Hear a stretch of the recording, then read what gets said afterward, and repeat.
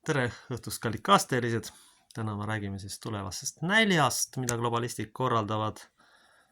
Ja aluseks ma loen siis Matteuse evangeeliumi 18. peatükist 30–35. Aga tema ei tahtnud, vaid läks ning laskis täita vangi, kuni ta oma võla ära maksab. Kui nüüd teised sulased nägid, mis sündis, olid nad väga nördinud ja tulid ning kaebasid oma isandale kõik, mis oli juhtunud. Siis kutsus isand tema enese juurde ja ütles talle, sa tige sulane. Ma kustutasin kogu sinu võla, sest sa palusid mind. Ehk siis sinagi oleksid pidanud halastama kaassulase peale, nõnda nagu mina sinu peale halastasin. Ja ta isand vihastas ning andis ta piinajate kätte, kuni ta maksab ära kõik, mis ta temale tegi. Nõnda teeb ka minu taevane isa teile, kui te igaüks kogu oma südamest ei anna andeks oma vennale.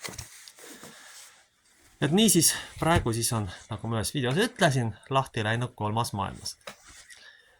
Ilmutuse raamatus on tegelikult üks episood, kus siis on 4 ratsanikku. Praegu peaks siis tulema see ratsanik nälg, mida siis korraldatakse selle sõja kaasabil. Kõigepealt muutub raskeks tooraine kättesaamine, siis tõusevad hinnad ülesse, ärimeestel ei ole võimalik palkasid tõsta, hinnad lähevad ülesse ja enamik inimesi jäävad nälga. Viimane selline näide on 1932. aastast, kui korraldati Ukraina nälg tolleaegse globalistliku valitsuse ehk stalinliku režiimi poolt, kus siis isegi 3-5 viljapea võtmise eest saadeti laagrisse. Sellega seoses tuleb mul meelde tegelikult kevadine loomade tapmine ametlikul eesmärgil.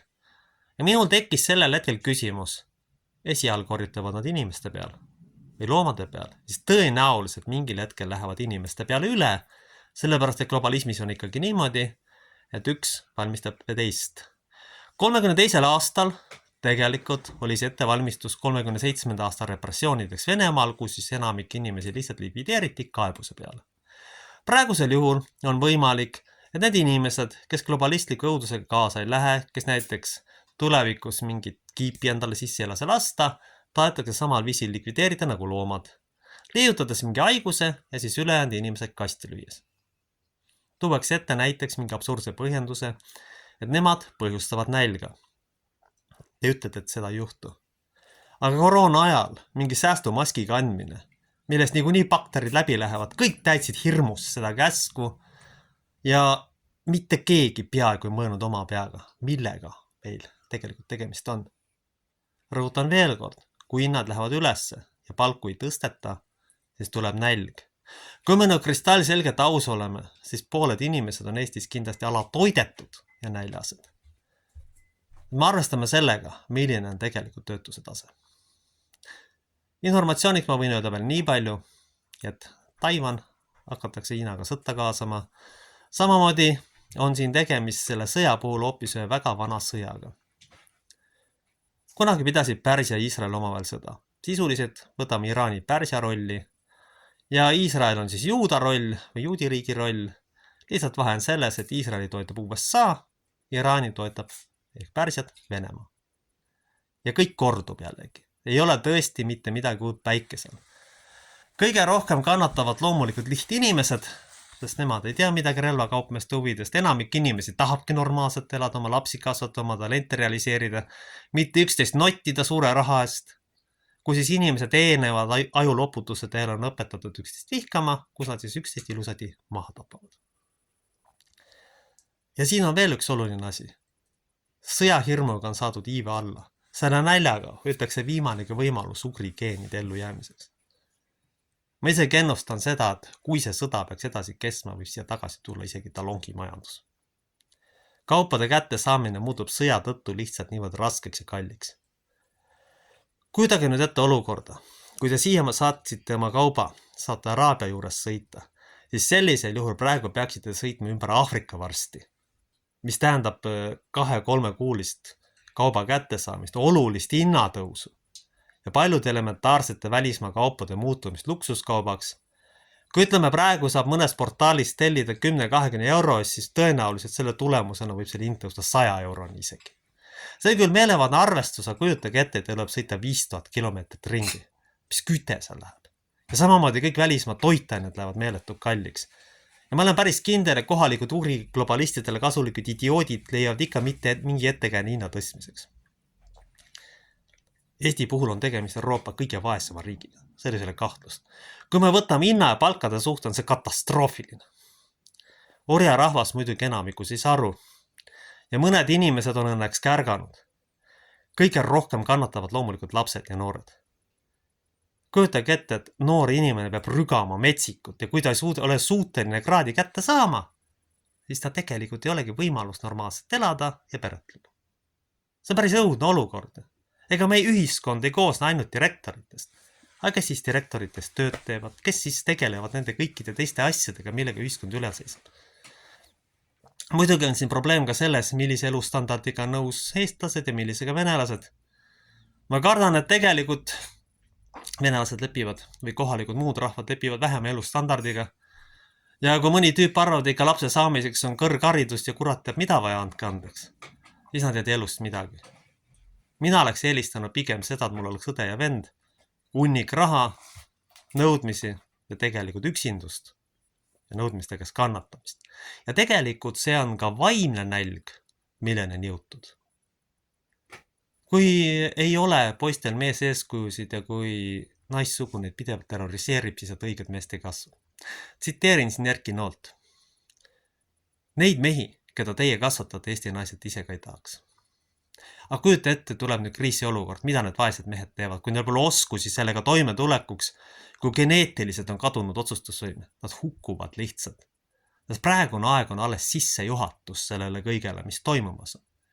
Praegu alles hakkavad pankrodid ja see sõda kindlasti ei lõppe, sellepärast ega Iraan ei ole mingi orjarahvas, kes kavatseb USA'le lihtsalt niisama alla anda, igaks juhuks käest ära anda, nagu siin juhtunud on.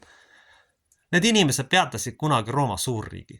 Valasid ühele Rooma keisrile suhu sulakulda. No kuulge, mis neil siis üks Ameerika lõpuks peatada on, mida tohutu kahju tekitada on. Rooma riik oli selleks ajaks, kui see õhtus ametiga andmete järgi juba 700 aastat eksisteerinud. Seal oli tohutu eliit sõjavägi ja kui nad sassaniidide juurde läksid, avastasid, et seal on samasugused tegelased ees ootamas. Või isegi raudrüütlid.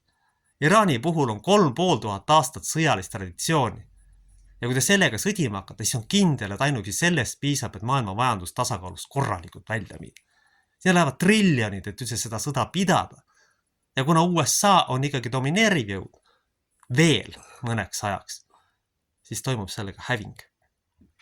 Ja ma usun, et sellega relvakaupmehed ja muud globalistidele kasulikud idioodid leiavadki ettekäände hinnad üles lüüa, leiavadki ettekäände kõike likvideerida, mis on inimlik ja normaalne.